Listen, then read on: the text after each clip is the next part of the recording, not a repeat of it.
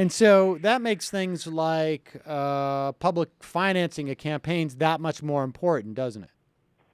Yeah, it's crucial, and it's interesting too because just this week, all eyes were on New York as to whether Governor Andrew Cuomo, a Democrat who's long been campaigning and touting his support for public financing, whether he was going to actually walk the walk and make public financing a reality in New York, and he completely backed down.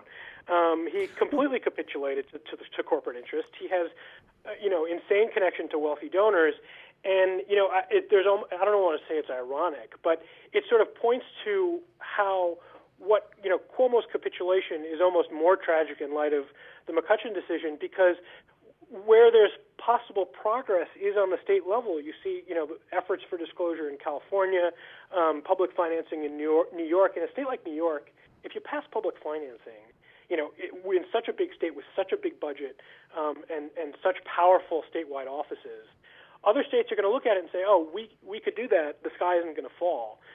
It's a template, and he really, it was a huge disappointment. And look, but to be fair, I mean, he does have $34 million at least in his war chest, and you wouldn't want that to go to waste. I mean, if he was and to be fair, he did apply public financing to the comptroller's race, where one of his political rivals currently sits. Right. That was what the deal was in New York. We're just going to do this. It's not even a pilot program. This is what is sort of even more ridiculous about it.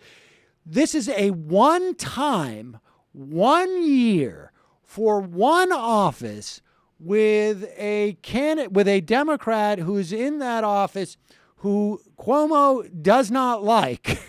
And so he's saying, we're going to do campaign finance, but only for this one race and this 1 year. This is not even a pilot program. This isn't like we're gonna see how it goes and we have automatic roll in for other offices. I mean, yeah.